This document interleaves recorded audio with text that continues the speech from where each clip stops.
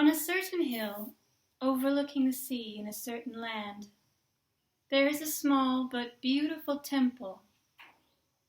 Round and inlaid with colored glass, it catches the sunlight and a passer's-by's attention.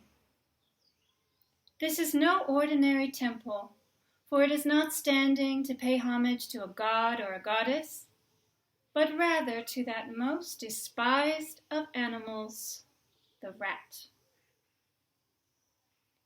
How it came to be there and for what it is meant to be a reminder of is a story not unlike one you may have already heard. This story begins in a city by the sea, a grand city, a prosperous city, a city where those that worked were brought up to work, that they might achieve wealth, and if they did not, they could at least be surrounded by the grandeur of those who had achieved, although more likely were born into that wealth. The wine, said the wealthiest citizens of the city, will always trickle down from our goblets, so that even the lowliest among us shall taste of it. The city was well situated by the sea, so that all manner of cargo was imported, and the people barely had a taste for the food that was grown in the surrounding lands, but rather preferred the tropical fruit and rich spices that came from foreign lands.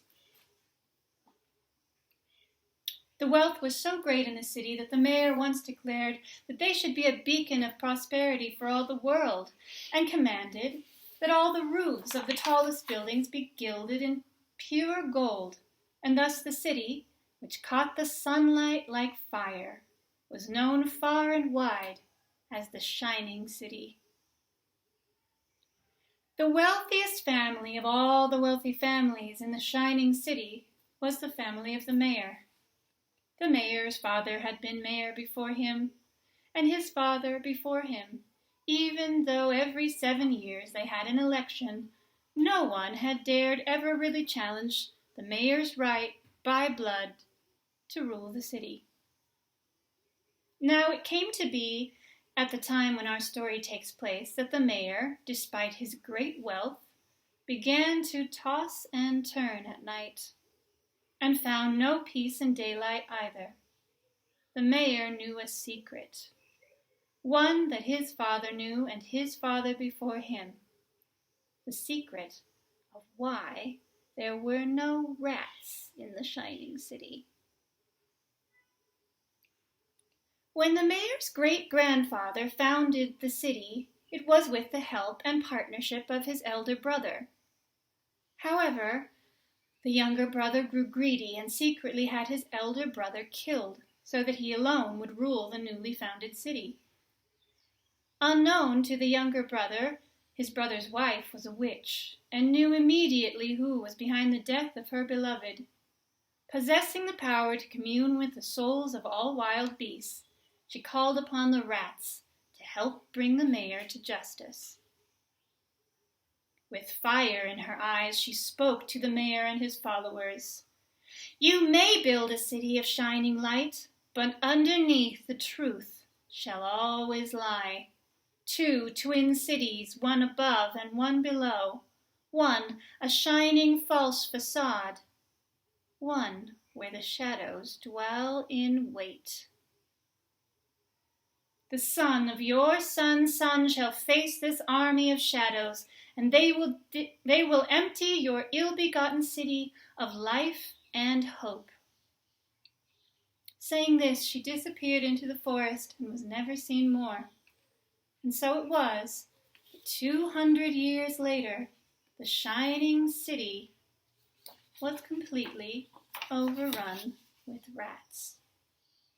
From one day to the next, there were as many rats as people.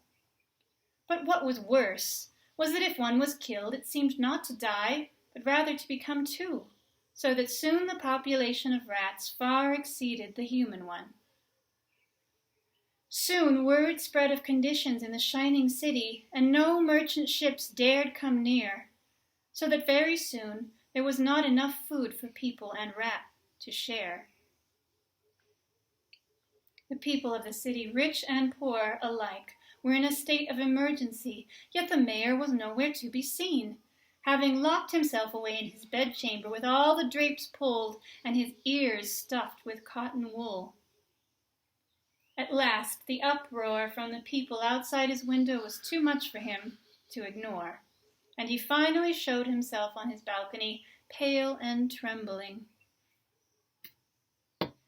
"What can be done, Lord Mayor?" they demanded, but he only looked down weakly. The crowd was beginning to erupt in anger when there came suddenly a very faint yet completely mesmerizing sound, like a shepherd's pipe, gently hushing the whole city. The crowd began to part, and a most curious figure in crimson and orange, and with a strange pointy hat, walked slowly and casually forward, stopping directly under the balcony of the mayor. He seemed a very young man, yet when he spoke his voice showed no tremor of uncertainty. "My Lord Mayor and all the good citizens of this fair city, I can, if you allow me, rid you of your unwished-for company in a very short time." The crowd and the mayor demanded to know how this was possible with incredulous enthusiasm. The piper again put pipe to mouth, but as he seemed to be playing, no sound emerged. Yet within a few moments a circle of rats had gathered around him, seemingly hypnotized. The crowd cheered, and the mayor looked for the first time hopeful. "My good young man, this is truly astounding. If you can use this means to take these vile creatures out of our city for good, then I promise you anything you ask for in return." The piper smiled mysteriously and said, "I will take every rat from your city and will return at the next full moon, at which time I will tell you what I ask for in recompense." Saying this, the piper again began playing his silent pipe, and walked slowly through the crowd, and made his way out of the city, followed by a line of rats that grew and grew until it seemed like a serpent that had no end. The people watched until the serpent's tail had disappeared. Within a few days, word spread that the shining city was free of rats, and the merchant ships returned, and a great feasting and celebrating was had in the streets of the city. Wealthy and poor danced together, and there was a joy and a song in the air. Soon, however, things began to return to the old ways. Those who worked were expected to work, and those who lived in grandeur returned to their ways likewise. The people had quite nearly forgotten that the rats had ever been there when, on the day before the moon was full, a familiar melody hushed the city once more, and the curious figure of the piper again appeared.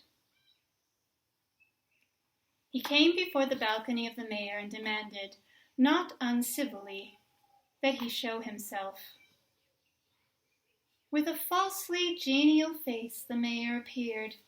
"My dear young man, shall we have a great feast in your honor, that you might taste the world-renowned cuisine of the shining city? And of course there are other appetites that may be fully and delightfully satisfied here. We have some of the most beautiful courtesans in the land, or, if I may be so boastful, in any land.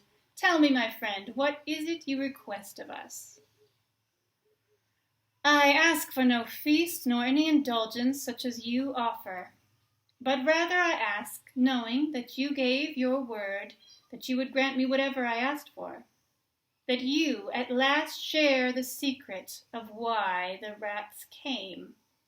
And when hearing this secret, if the people of this city demand that you step down as mayor, you do so without protest and allow the people to elect a mayor from their own ranks." The crowd, confused at first, turned to the mayor's balcony and shouted, "What is this he says? What is the secret? Tell us." The mayor, white with rage, began to tremble, Then, composing himself, with a forced smile, he said, "There is no secret. This youth is a liar, a charlatan. He is to be arrested at once for levelling such false accusations at me."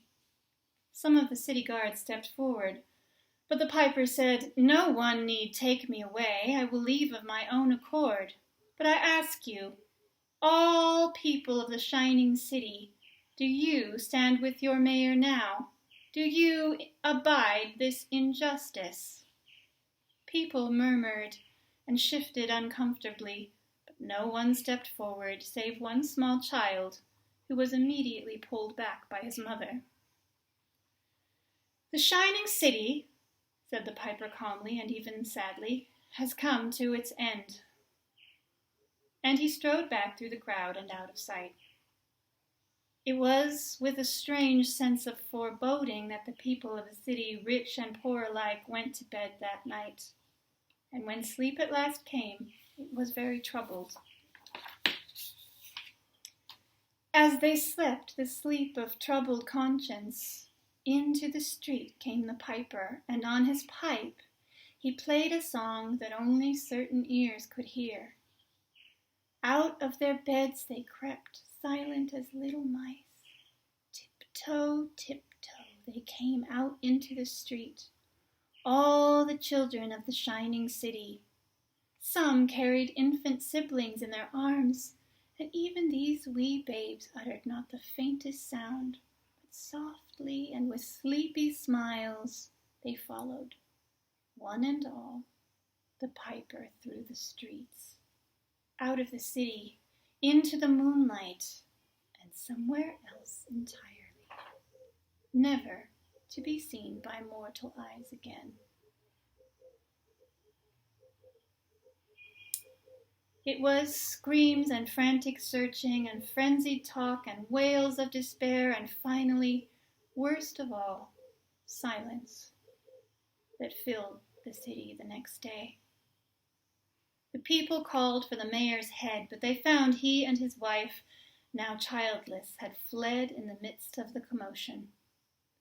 One by one, everyone else left the city as well, for it seemed to take on the aspect of a vast graveyard, and every stone was a reminder of what the people had lost and how they had lost it. When the last humans left, the earth reclaimed the buildings, quickly leaving only ruins, and a temple, left as a reminder of what happens when our shadows go unheeded.